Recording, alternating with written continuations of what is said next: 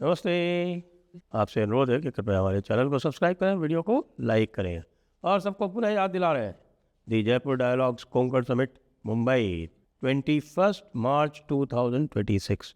Registration open है। 31 जनवरी तक early bird discount है। अलग अलग आपको फैसिलिटीज़ मिलेंगी। डिटेल्स के लिए नीचे जाइए और लिंक क्लिक कीजिए और जो QR देख रहे हैं उसको भी आप स्कैन करके रजिस्ट्रेशन पर जा सकते हैं। आज बात करेंगे ऑपरेशन सिंदूर के उस खुलासे की जिसने पाकिस्तान के जो झूठ थे, गहे हुए झूठ थे, उनको बिल्कुल ही नेस्त नाबूद कर दिया है। उनको जड़ से उखाड़ के और फेंक दिया है सिंधु नदी में, और सिंधु नदी में भी वो जाके फ्लश होके और चले गए हैं अरब सागर में। जी, एक स्विस थिंक टैंक ने ऑपरेशन सिंदूर पर बहुत ही स्टडी करके, यानी अब तो ऑपरेशन सिंदूर समझिए कितने दिन बचे हैं, 9 महीने हो गए। 9 महीने में स्टडी करके और उसने भारत के सारे क्लेम्स वैलिडेट कर दिए और पाकिस्तान के सारे क्लेम्स खारिज कर दिए और ये कहा है कि भाई ये एक बहुत ही दुर्लभ एक विजय थी जिसमें भारत ने पाकिस्तान के ऊपर पूरी एयर सुपीरियॉरिटी इस्टेब्लिश कर ली। और इस पूरी एयर सुपीरियॉरिटी इस्टेब्लिश होने के कारण ही 10 मई को पाकिस्तान ने एक प्रकार से आत्मसमर्पण करते हुए युद्ध विराम की गुहार लगाई। जी, गुहार लगाई। अब आप जानते हैं वैसे भी स्विट्ज़रलैंड एक न्यूट्रल कंट्री है और ये जो स्विस थिंक टैंक है जिसने ये पूरी स्टडी की है, ये भी एक बड़ा ही प्रतिष्ठित और न्यूट्रल माना जाता है। इसलिए पूरे विश्व में पाकिस्तान की खिल्ली उड़ रही है। पाकिस्तान की जितनी भी थोड़ी बहुत बची हुई प्रतिष्ठा थी वो भी धूल धूसित हो गई कि भाई साहब न केवल ये हारे, ये झूठ भी बोल रहे थे। भाई आजकल के ज़माने में जब चारों तरफ सैटेलाइट्स घूम रही हैं, जब चारों तरफ सेंसर्स लगे हुए हैं, ऐसे में किसी भी झूठ को ज़्यादा समय तक चला पाना संभव नहीं है। तो ये भारत की पक्की विजय हुई। और फिर भारत ने चलाते हुए ये भी किया कि जो कि कह रहे थे कि साहब हमने रफाल गिरा दिया।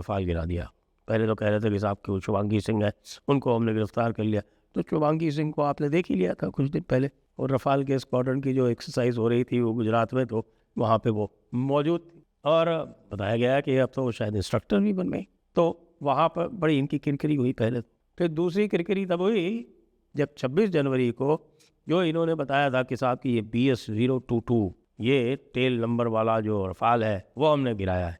तो आज BS-022 जो था, यानी कल 26 तारीख को वो BS-022 था, वो बड़े ही गौरव से, फख्र से, शान से भाग ले रहा था रिपब्लिक डे के फ्लाई पास्ट पे। तो और भी जो थोड़ी बहुत जो प्रतिष्ठा बची हुई थी वो भी समाप्त हो गई। बाकी एक और 2026 मिलिट्री स्ट्रेंथ करके एक power index, global power index बनाया जाता है। उस ग्लोबल पावर इंडेक्स में भारत नंबर 4 पे है, काफ़ी समय से है, और इस बार भी वो ग्लोबल पावर इंडेक्स आया, उसमें भी भारत नंबर 4 पे है। भारत से ऊपर चीन है, चीन से ऊपर रूस है, और रूस से थोड़ा सा इतना सा ऊपर जो है वो अमेरिका है। यानी 0.0731 या करके इस तरह से कुछ है अमेरिका का, और 0.0791 ये है रशिया का, और 0.0919 इस तरह से करके कुछ है चाइना का, और भारत का 0.11 ये ऐसे करके वह भारत का है। भारत से नीचे है फ्रांस। लेकिन यहाँ तक होता तब भी ठीक था। 2225 में पाकिस्तान का नंबर था 12 और इस साल नीचे चला गया है 14। और नीचे क्यों चला गया है, इसका कारण ये बताया जा रहा है कि भाई उनकी जो ऑपरेशन सिंदूर में हार हुई है वो उसका एक कंट्रीब्यूटरी फैक्टर है। उनके बहुत सारे जो एयर डिफेंस और ऑफेंसिव वेपन्स जो हैं वो ख़त्म कर दिए गए भारत के द्वारा। उनके बहुत सारे एयरक्राफ्ट पिट गए और इन सारे कारणों से उनका ग्लोबल पावर इंडेक्स में नंबर 12 से घट के 14 में चला गया। तो डबल वेरिफिकेशन हो रहा है। तो इसलिए पाकिस्तानियों, जो कोई तुम देखते हो ना, मुझे पता है कि तुम लोग देखते हो, मॉनिटर करते हो हमारी चैनल कि क्या कहा जा रहा है यहाँ पर जियो पॉलिटिक्स के बारे में, तो ये दोनों चीज़ें मैच कर लो और खुश हो लो कि पूरी दुनिया अब जान गई है कि तुम जो है वो कुछ भी नहीं, बस इस्तिंजा करने वाले जो ढीला शरीफ हो वही हो और कुछ नहीं हो। ऊपर से भारत ने अपनी जो एयर ऑफेंस कैपेबिलिटी है वो ज़बरदस्त बढ़ाई है।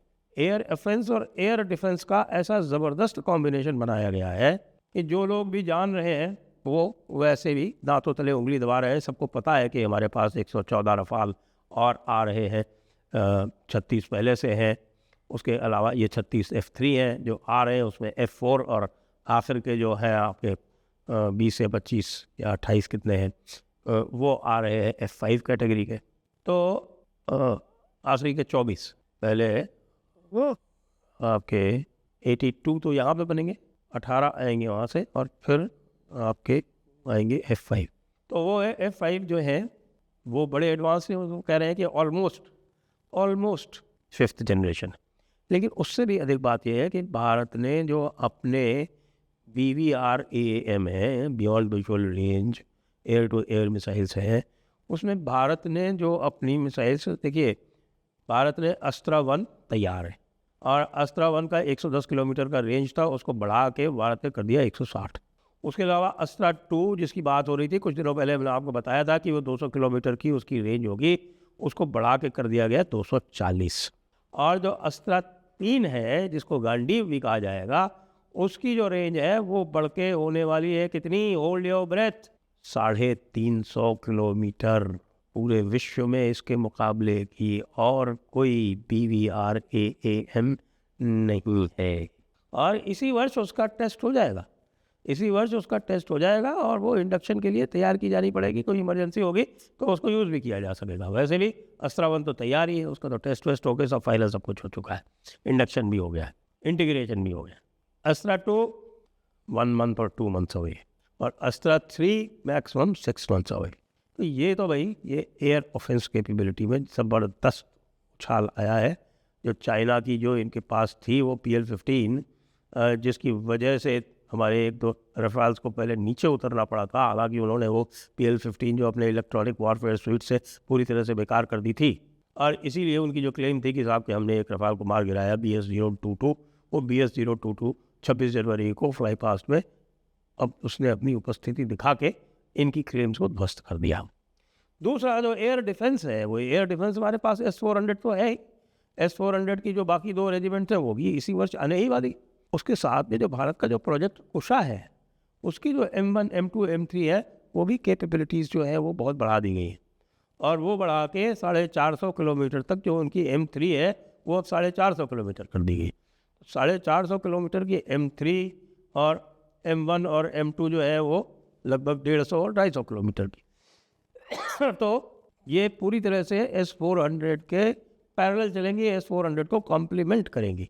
ऐसे में हमारे पाकिस्तान वालों, पाकिस्तान परस्तों, पाकिस्तान के दुम छल्लों, तुम सबका क्या हो रहा है? मुझे लगता है कि तुमको दिन में ही तारे नज़र आ रहे होंगे और दिन में ही तुमको बुरे बुरे सपने आ रहे होंगे, क्योंकि भारत की जो ताकत है वो अब ना तो अमेरिका के रोके रुकेगी, अमेरिका के रोके तो बिल्कुल ही नहीं रुकनी, क्योंकि अमेरिका के साथ में तो सारा कुछ करने के बाद में अमेरिका के जितने भी डिफेंस ओवरचर्स थे, जितने भी उनके डिफेंस प्रपोजल्स थे, वो अधिकतर भारत रिजेक्ट कर चुका है, और थोड़े बहुत इसलिए कंटिन्यू कर रहा है क्योंकि भारत के पास भी अमेरिकन वेपनरी है 13-14%, और उसके लिए अमेरिका से हम बिगाड़ नहीं कर सकते, हमें थोड़ा बहुत तो उनसे बना के चलना ही पड़ेगा।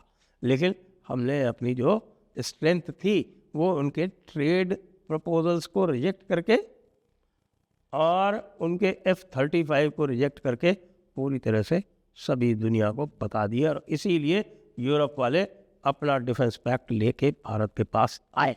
है ना मजे की बात? भाई भारत से पंगा मत लेना।